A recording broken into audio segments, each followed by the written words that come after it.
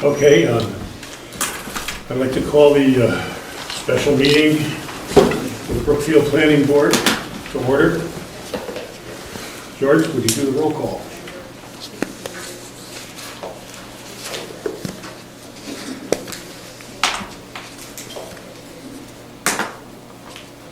The date today is June 25th, 2012. Time is 6:33 p.m.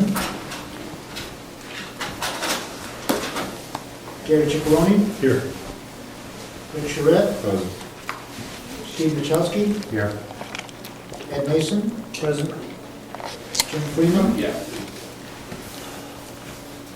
I'm sorry, Jim Freeman. Rob Collins. Here. McCann. He's going to be 15 minutes late. Comeau. Here. Okay, so all we're missing is the ex officio, which we do not put in alternate for. Would you sit in for Jim tonight? Certainly. Thanks. I'd like to make an announcement. Jim Freeman, one of our members, his father passed away recently, the other day, I guess. And there is a funeral for anyone that'd be interested in going to pay their respects on Wednesday at 10 a.m. Tasker Funeral Home on Central Ave in Dover. And that's why Jim isn't with us tonight, so we have a guest this evening, Mr. Ken Eyring, who's been good enough to come up here to give us some information, which I think we sorely need. And much of this we owe to the diligence of Ed here, and we appreciate that. So I'm not going to do public comments this evening in lieu of the fact that it is a special meeting and that we really haven't heard the information yet, even though public comments appears as item number 4 on the agenda. So we're going to dispense with that and move on right away to the presentation from Mr. Eyring. Would you? Sure. Now, where would you like me to? Well, you're welcome to come right up here and make your presentation from right up here. We would give you the floor. Okay. Now, my friend Eileen Moshimo also came from Windham, and together we've spent about 700 hours now on this.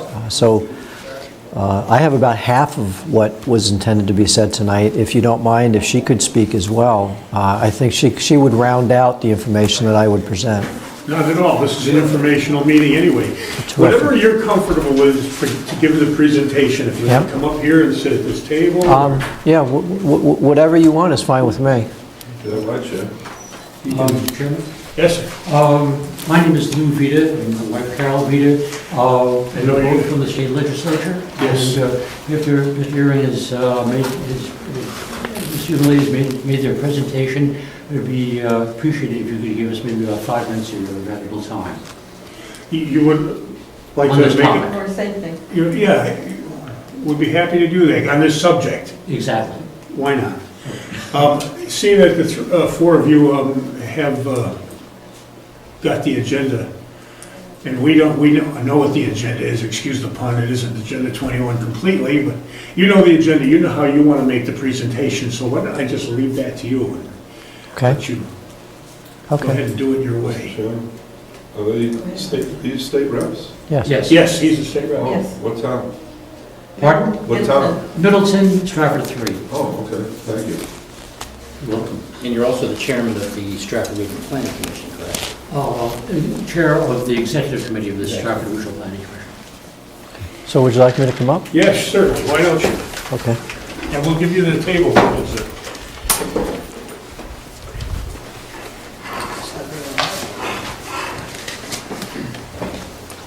Fine. Thank you very much. You go right ahead. You have a microphone there, and Okay. this way this will all be Okay. I've recorded. That's very much it. If you want to get a hold of me, if you guys have contact info, I'd love to get that from you. Would you mind? Okay. my friend Eileen Moshimo and I became aware of the Sustainable Communities Initiative, gosh, it's got to be 2.5 months ago now. And it was all because we saw an agenda item for our Board of Selectmen, and they were going to vote on whether or not to approve Wyndham's participation in the program. But it didn't say the Granite State Future. I think it said something related to sustainable communities or sustainable development. And so at that point, when we saw it on a Friday or a Thursday and they were going to vote on a Monday, I was concerned. And I called up the chairman of our Board of Selectmen and I asked him, what the vote was about. And I asked him if there was any information that we could see. And he sent me a copy of the information that he had and that referenced the Granite State Future program. Now, this is what they were given. It's a 12-page document. And he told me that, it's the kind of thing where they've looked at it and they would, if nobody had any comments on it, it's the kind of thing that they'd look at it for about 2 minutes and sign it and move on. So I read it. And Eileen as well, and we were concerned about quite a few things in here. As we went through this, it references that the Nashua Regional Planning Commission is the lead point of contact with HUD, and on behalf of the program, and will assume administrative responsibility to ensure that the program is carried out in compliance with HUD requirements, and holds fiscal responsibility for the program. So when I read that, my radar went up because it says here that it will be carried out in compliance with HUD requirements. But it never mentions what those requirements are. All it talks about is some committees that they're going to have, talks about some of the partners of the program, makes it sound very innocuous. And in fact, when we went to that meeting on Monday night, the representative from the Planning Commission came in. He insisted, very calm, very laid back, very unassuming, very folksy, that this is a bottom-up program. This is the type of thing they've been doing for years. It's advisory only. The Regional Planning Commission can, that they're only there to help. HUD was only brought up, I believe, only after somebody brought up the fact that this was a HUD program. Oh yes, but they only provide seed money. They're really not involved with this. And he went on to explain that the Granite State Future program is comprised, it's a consortium of 9 regional planning commissions throughout the state, that this is the implementation of that program. And he spoke about the Sustainable Communities Initiative. Now, I find it very interesting that this partnership agreement, the Granite State Future, which is the umbrella program for the Sustainable Communities Initiative in the state of New Hampshire, does not reference by name the Sustainable Communities Initiative. It only references it by terms like this program will be carried out in compliance with HUD requirements. So the first night, like I said, we only had a couple of days to get up to speed, and this was all that we had to begin with. So Eileen and I went through this, and she's going to have a whole different slant on this, a whole nother perspective. We went through this, and we saw that there were plans for each of the 9 regions, that the plans must consist of the following elements: a comprehensive needs assessment, a vision statement, goals and priorities, a housing plan, and analysis of impediments to fair housing. Analysis of impediments. There's words and terms in here, unless you research them, you do not know what they mean. And when I first read this, I had no clue, and I will come back to this. Do you have a time limit for me? No.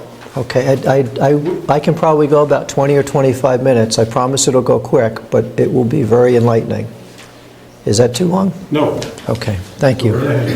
Regional transportation, water infrastructure plan, environmental plan, economic development plan, comprehensive climate change impact, Implementation plan, scenario planning, including metrics and performance monitoring to track plan implementation. So during the presentation that our planning commissioner came in and gave, he said that there were no mandates, that it was all voluntary. Wyndham can do as little or as much as they wanted. But as we read through some of these things, we started to get the sense that that really wasn't the case. And one of these things is scenario planning, including metrics and performance monitoring. We learned more about that once we obtained the legally binding agreements. Legally binding, those are HUD's terms, from the contract that was signed by the Nashua Regional Planning Commission on behalf of all 9 regional planning commissions in the state. But I'll get to that in a little bit. Going through this document, some concerns were raised because if this is a planning agreement, and they're calling it a land use and resource planning management program, I was concerned when I read that there was going to be, amongst the different committees, that there was going to be a regional equity team. And that kind of took me aback, and I wondered, well, what is that? Well, it's right here in front of me. It says that is comprised, there will be a regional equity team that is comprised of representatives of underserved and marginalized populations in their region that will ensure the voices of these populations are reflected in the regional plan. So I asked our representative from the Regional Planning Commission, who are the underserved and marginalized populations? And this is all on videotape. So I encourage you, if you have any doubts, email me and I will send you to those videotapes. He said, well, those are the people who really, they don't really have representation in our government. They get up at 5 or 6 in the morning, they travel to Boston, they don't get home till 9 or 10 at night. They don't have a voice in your community. They don't get a chance to vote. They need to be represented. We want to make sure that this is inclusive and that everybody has a voice. So I was surprised that I'm going to jump ahead a little bit, that when Eileen and I, we got the legally binding agreements a week later, that in those documents, they actually have a definition of underserved populations. And it's not people who get up at 6 in the morning and go to Boston and work and come home because they don't have a chance to vote. The underserved populations says the term underserved populations means groups of individuals who fall within one or more of the categories protected under the Fair Housing Act and who are A, of immigrant population, especially racial and ethnic minorities who are non-English speaking or have limited English proficiency, B, in rural populations, C, homeless, D, persons with disabilities, for example, physical or mental, E, persons in areas that are heavily populated with minorities where there is inadequate protection or ability to provide service from the state or local government or private fair housing organizations, or populations that have faced generational economic disadvantage, job dislocation, or other forces that prevent them from achieving individual and family self-sufficiency. So when I read that, a couple things crossed through my mind. One is I was lied to by this member of the Regional Planning Commission, because what I just read to you are not people who don't have a chance to vote because they are working too much. And two, I asked myself, where am I represented? How about my neighbors? People in my town? How about the people in my state? This definition, this description of underserved populations does not represent the majority of the population, the vast majority of the population in our state. And these are the people who are going to have an emphasis on the planning of the process of the planning that will be produced in the regional equity plans for each regional planning commission. And when I asked Mr. Sinnott, who is our representative, why will they have an emphasis? his response to me was that, oh no, they won't. We have that on tape too, and in these legally binding documents, it says that there, yes, indeed, there will be an emphasis on the under-marginalized and underrepresented populations. Am I talking loud enough? Okay. So I don't want to take up too much time with this Granite State Future document. There were some things in here that we had concerns about. Talks about any disputes regarding administration or the grant resources are resolved by the executive committee. So it's important to understand that the 9 regional planning commissions are comprised of unelected representatives. Okay, so it's a layer of bureaucracy. It's a regional committee. And from each of those 9 regional committees, they form an executive committee that is now 2 levels of bureaucracy away from our direct representation, where we don't have a voice to them. They are not directly accountable to us. This is not what our founding fathers envisioned for our form of government.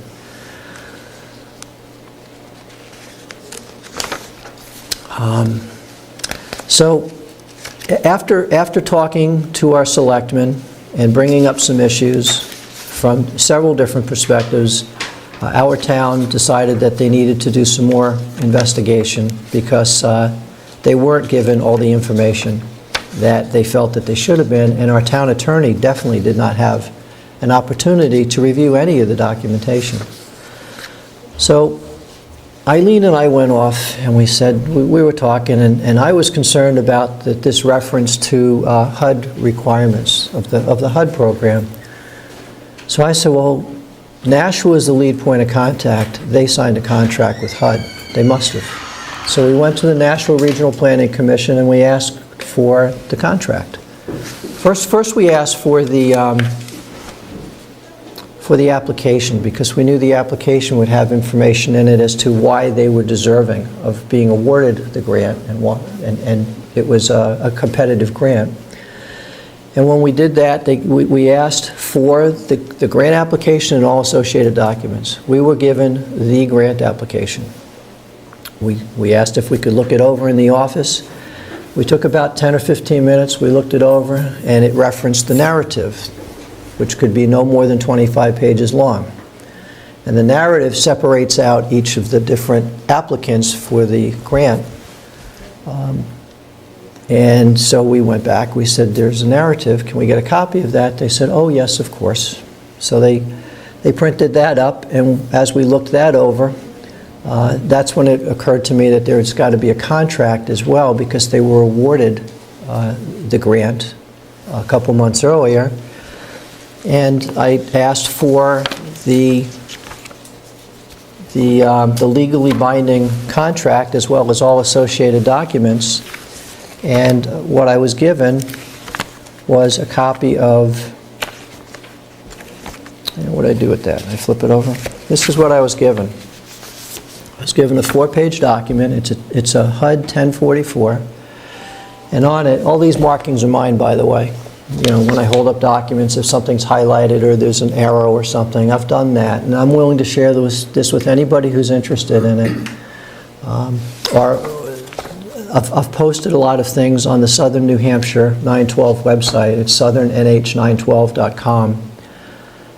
So this document, which they gave to me, and Eileen and I looked over, we didn't have to look at it far to see that down here, there's 8 items, and in those 8 items, 11 other documents are referenced. And if you read right above that section, it says this instrument, the HUD 1044 and HUD 1044 continuation sheet, sets forth a legally binding agreement between the parties to all amounts, deliverables, tasks, period of performance, terms and conditions, blah, blah, blah.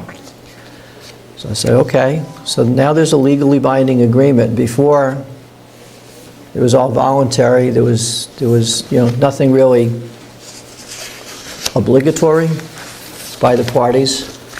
And I was really surprised when I came to page 3, and at the top, in bold, underlined, capital letters, it says substantial involvement. Well, we were told HUD has nothing to do with this but provide seed money.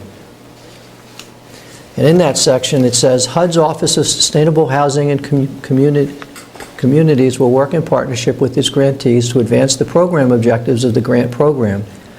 The cooperative agreement allows for the substantial involvement of HUD staff to enhance the performance of the grantee in the completion of their deliverables. Now, in this section, there's 3 subsections. I'm just going to read a bullet point from each one. There's one section that talks about studies and reports. In there, it says review and provide recommendations of the final report/study, including final interpretation of study results. Now think about that. This is a bottom-up program according to them, but HUD is reserving final interpretation of study results. Okay? This program, the Sustainable Communities Initiative, has your town, your volunteers, your people who are going to go out and collect data in your community. Okay? Resource data, vernal pools, whatever, water, zoning. It's all going to get pumped into a GIS database. And then these become part of demographic data, and they will interpret what that data means and how it impacts your town and how it fits into the results of the studies that are produced via this program. And I'll get back to why that's really important in a little bit.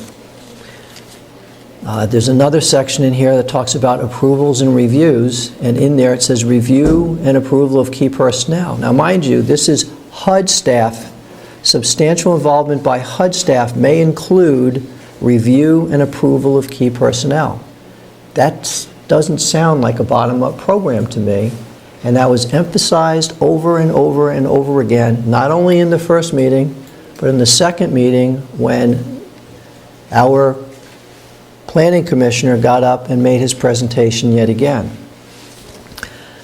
Third section says participation and monitoring. It says implementing HUD requirements which limit recipient discretion.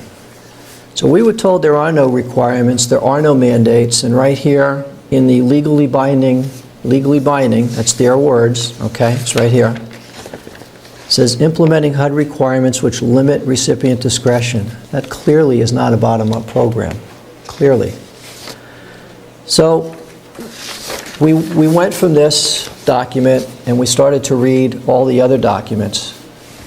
And we were surprised to see that this really wasn't the type of thing that seemed to look at planning from a what's best for the town, and it seemed that there were some agendas there that were driving the underlying forces.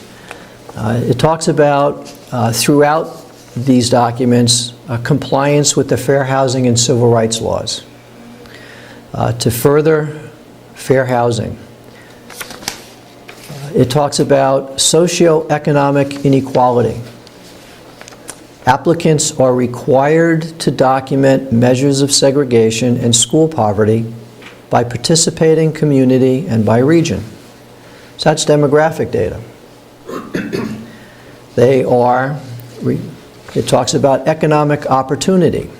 Applicants are required to document the availability of subsidized housing within 2 miles of the region's 5 largest employment centers. More demographic data. It talks about fresh food access. I mean, there's things in here that you would... I wondered why they are even in here. Now, when you're filling out the narrative on the application, they're suggesting that if you want to put in additional measures to consider, you can talk about the cost burden of housing for the region's very low income and extremely low income populations, estimated homeless population and existing infrastructure that responds to the issue, shelters, service centers, etc., disparities in educational attainment by geography, percentage of new homes built within a half-mile of high-capacity transit service. Now that half-mile, that kept coming up. It's pot-marked all throughout these documents. Half-mile, half-mile, half-mile from the town center, half-mile from the... It's like, wow, you know, what is this all about? Eileen will get into that a little bit, right? Yeah. Okay, so So we went through, and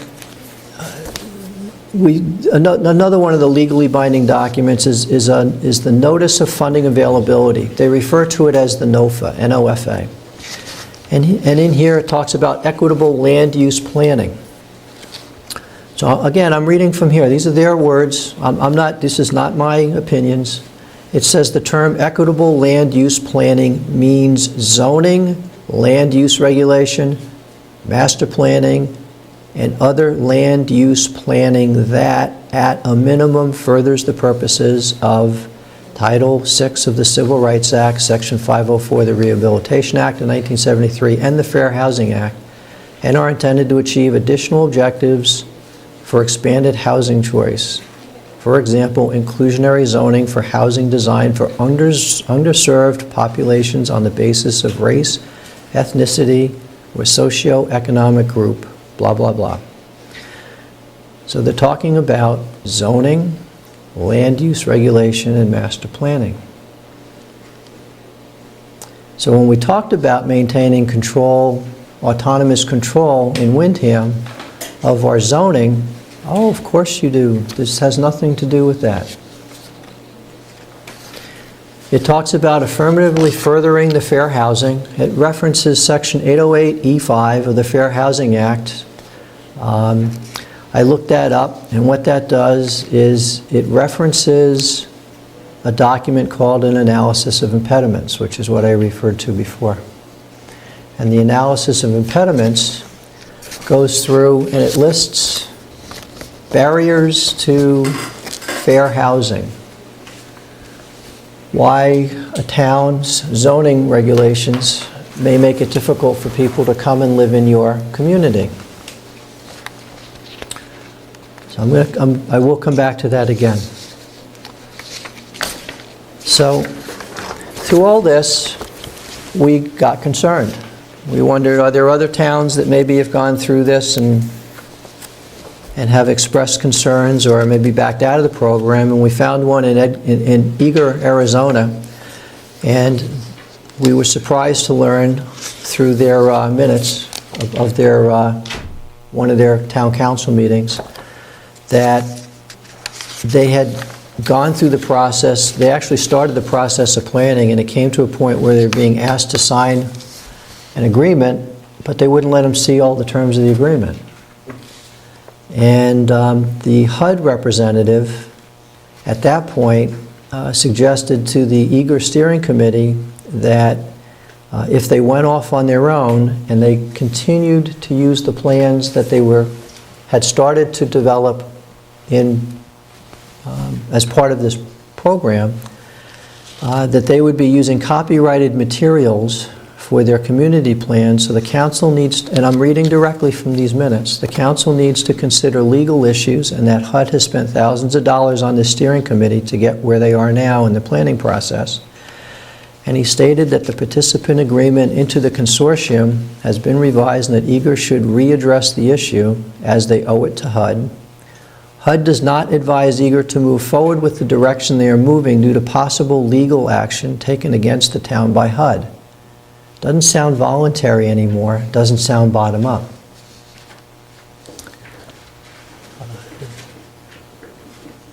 So one of the counselors stated that he's reviews the revised contracts. They were in the process of trying to change a few of the terms. And he found that there are still requirements of the grant that cannot be removed, and he finds these requirements unacceptable. And no one has seen the goals and requirements of the consortium and HUD except Mr. Rogers and a few others. Councilor Finch is not willing to sign on to a contract when he does not know all the stipulations. So that was one of the towns. As we continued to do research, we found that there was a Westchester County, New York. They were sued, and they were forced, or they settled for a $51.6 million settlement because they were being accused of nonconformance to the Fair Housing Act. And when we looked into this, we were concerned because the Fair Housing Act is mentioned over and over again in all these legally binding documents. And